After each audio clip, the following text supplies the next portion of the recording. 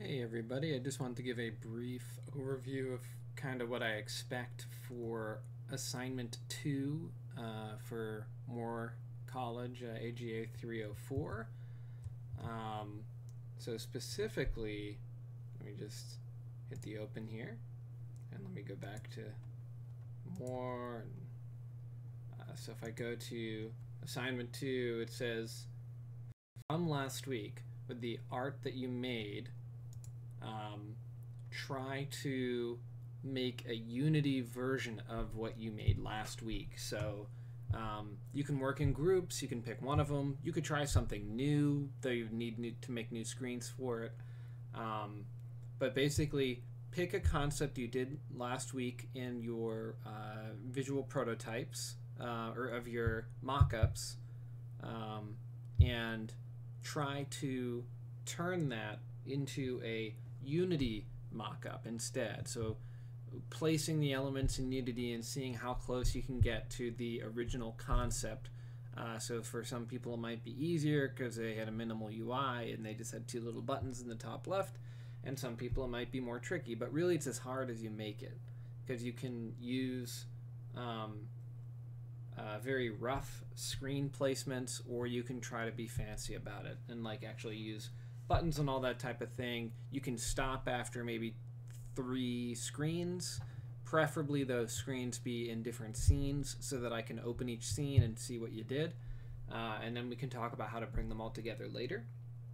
But I just wanted to go into week 1 because I believe I have my example in here. So the assignment 1, if I was a good boy, then I would have included a zip of the monkey dance example, so that then I could show the, just looking here, so this is not monkey dance, but I'll just use this as a describer. So so somebody made a prototype last week for assignment 1 that had different screen placements. Okay, so you would need to make a Unity scene that was widescreen and had a button in the top right and a button in the bottom left, something like that. Maybe you'd also make some concepts for how speech bubbles would look, not necessarily be placed, because you need to have like a more stable gameplay loop to have them be placed, but you could at least in your mock-up in Unity also have speech bubbles in the scene that are just placed toward the center, that kind of match the style that you think would work.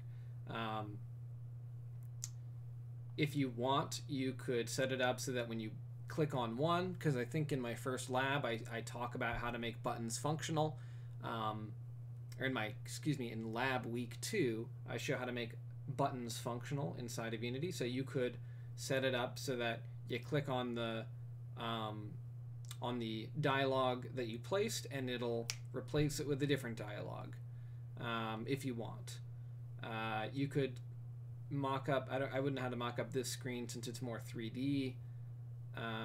Okay, here you could set it up so that when you click that button up there, it opens a new menu like this, not with all the animations and such, but it would at least allow you to make a general placement type of scene, where you can show me how you would set this UI up in Unity. That's kind of what I'm mostly interested in. And actually, I'd argue in this situation you'd want to get rid of the bottom left motion thing, because you shouldn't be able to move when the menu's open. That type of stuff.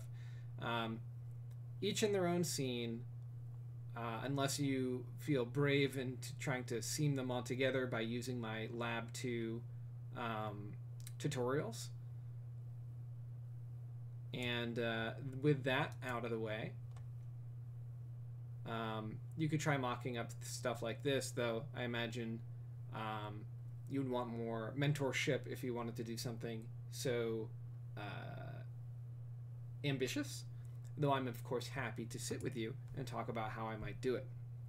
So that's me looking at last week's assignments and saying, oh, these are screens that you could turn into Unity scenes. with UI setups using Unity Canvas. And here is an example. So if I go into this one, I was opening in assignment 2, I also included an example for you to review. This is assignment 1, but if you click over to assignment 2, there are examples. I'm just letting this guy open up. I should have actually done that beforehand. If it takes too long, then I will of course just say I'll cut the video here and fast forward. But while I'm waiting, I will navigate back to week 2. Doobie-doo boop boobie-doo-doo-doo doobie-doo-doo-doo-doo-doo. And if I go into assignment 2, the example is right here. So this is the one that I've downloaded and I'm opening now, though it was with a different version of Unity, so it's taking a little time because this is from last year, so it's using last year's version of Unity. After you have tried to do the visual or interactive layout, so if you're feeling bold, go for the interactive stuff where you like click on buttons and it swaps out menus, or if you're getting used to Unity UI in general, feel free to just try to do visual layouts where you're putting the buttons where they seem to be in the correct positions. Come on, buddy. I have no idea why it's taking this long. Might be because I have another Unity project open or something. Let me close this guy.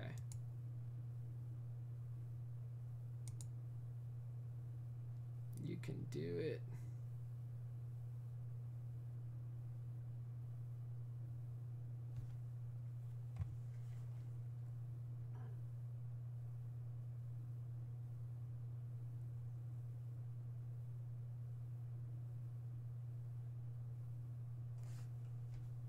All right, and we're in. Okay, so I'll go to the scenes, and these are examples that the previous student did. I believe this was Mercy, Kenny, and Lee's group. So if I go to my game screen, they took their very rough sketches and tried to turn them into a clickable Unity experience. You know, there's no functionality, there's just the button clicking, there's no like gameplay. I can just click on buttons and it goes to different screens, I believe. So like boom, it goes to a screen. It's not functional or anything, it just has the characters, and I can open different screens. And as you can see, there were things that I commented on because it was made for a very specific resolution, which is not on my machine, so I talked to them about how to fix that. I might have also included it at the end of my lab video this week, my feedback on old assignments, just to show how to do it. As you can see, it doesn't have to be perfect. It's just showing how would you do the basic layouts, how would you place things in certain locations. Not all the buttons are functional, you notice that, because the goal is to make between 2 to 4 screens. So I'm not telling you to make your entire game that you planned out last week today.